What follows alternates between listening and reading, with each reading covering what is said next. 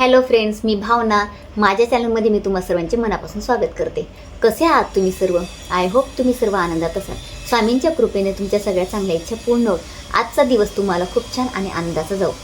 25 जुलै रोजी आषाढी एकादशी आहे. तर या दिवशी आपल्याला उपवास करायचा आहे. जर तुम्हाला उपवास करणं शक्य नसेल तरच नका करू. परंतु मी तर म्हणेन की या दिवशी आवर्जून उपवास करा. म्हणजे उपवास करणं या दिवशी खूप गरजेचं आहे.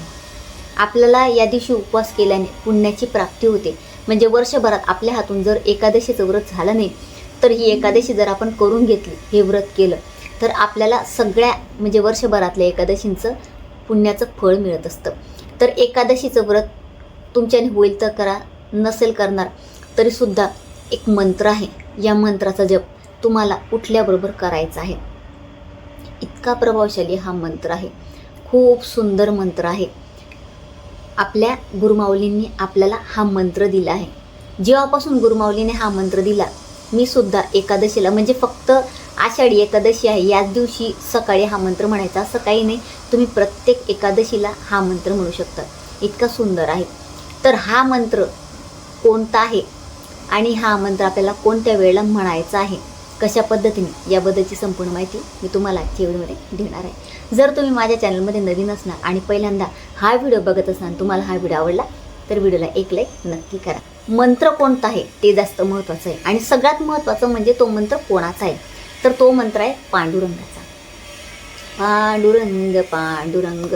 आपल्याला विठ्ठलाची वारी तर काही करता येणार नाही. आता आषाढी एकादशीला हजारो लाखो भक्त विठ्ठलाची वारी करतात, भगवान विठ्ठलाचं दर्शन घेतात. आता आपण एवढ्या लांब जाऊ शकत नाही आणि आपल्याला हा पाऊस काही जाऊ देणार नाही, म्हणजे तो कंटिन्युअसली सुरू आहे. पण आपल्याला घरी बसून विठ्ठलाची सेवा करायची आहे. जेव्हा आपण देवाची भक्ती करतो, म्हणजे तुम्ही इथे बसून या मंत्राचा जप करणार तर तो जप विठ्ठलापर्यंत पोचणारच आहे, त्याला ते कळणारच आहे.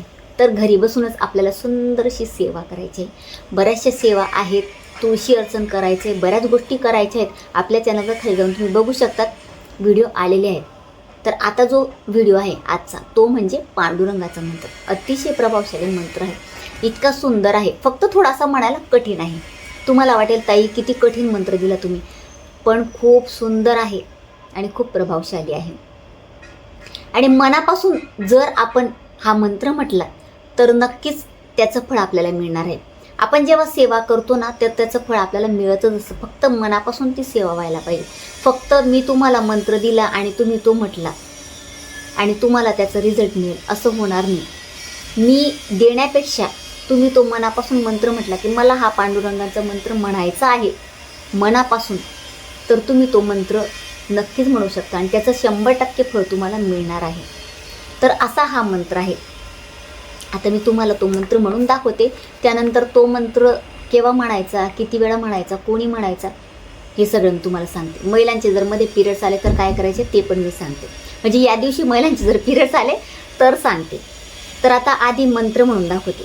श्रीवत्स धारयन वक्षे मुक्ता माला क्षराक्षर. थोडासा किंचित कठीण आहे पण अगदी छोटासा आहे, काही वेळ लागणार नाही म्हणाला.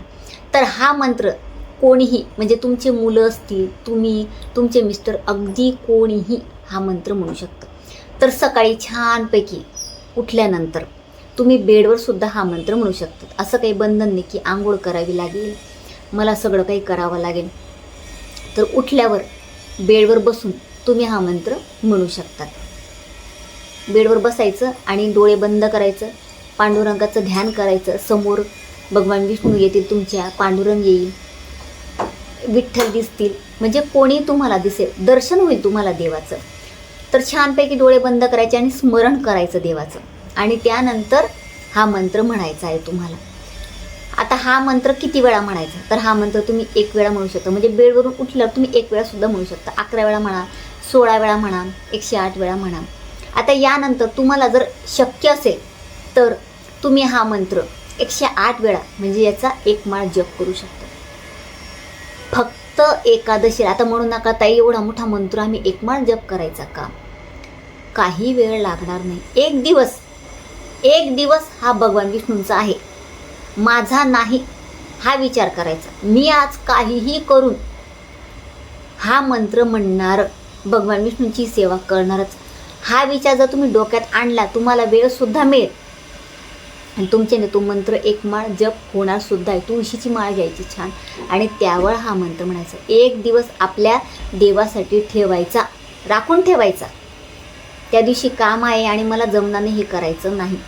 तर छानपैकी भगवान विष्णूच्या समोर बसायचं, धूपदीप लावायचा आणि त्यानंतर हा मंत्र 108 वेळा तुम्हाला म्हणायचा. माळ तुम्हाला शक्य होत नसेल तर काही हरकत नाही, छोटंसं कॅल्क्युलेटर येतं, आता ते मी घेतलेलं नाही आहे, तुम्हाला दाखवत म्हणजे मी बऱ्याच व्हिडिओमध्ये दाखवत असते. तर ते आपल्या केंद्रात मिळतं बघा, त्यावर क्लिक करायचं, एक वेळा मंत्र म्हणायचा, तिथे नंबर्स येत जातात. तशा पद्धतीने तुम्ही करू शकता. किंवा बोटांवर मोजायला खूप डिफिकल्ट जातं म्हणून मी सांगते. तर असा हा पांडुरंगाचा अतिशय प्रभावशाली मंत्र आहे. त्यांचे पिरियड्स आले तर काय करायचं, हा मंत्र म्हणू शकतो का? तर मंत्र तुम्ही म्हणू शकता, फक्त देवाजवळ बसायचं नाही, एवढंच. आता हे सगळ्यांना माहिती आहे. तुम्ही म्हणणार ताई एवढी कॉमन गोष्ट तुम्ही सांगताय, ठीक आहे, काही हरकत नाही. तर तुम्ही म्हणजे हा मंत्र म्हणू शकता, फक्त कुठेही बसा, देवाजवळ बसू नका, एवढंच करायचं.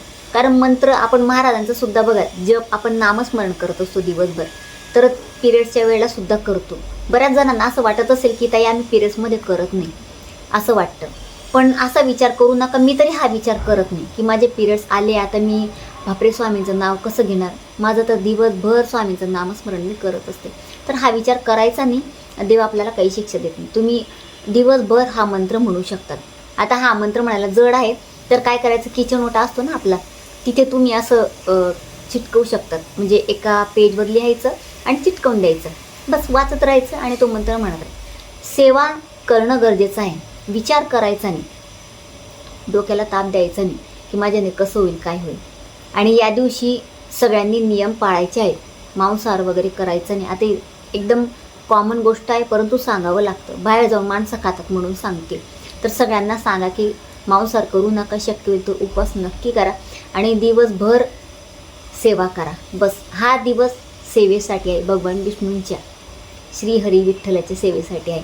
तर नक्कीच सेवा करा, सेवेला महत्त्व द्या, तरच आपल्या आयुष्यातले दुःख दूर होणार आहेत. असा हा मंत्र आहे आणि तुमच्या आयुष्याचं दुःख नक्की दूर होतील. फक्त सेवा करत चला, व्हिडिओ बघून सोडून देऊ नका आणि सगळ्यांना हा व्हिडिओ शेअर करा, म्हणजे इतरांनासुद्धा याची माहिती होईल.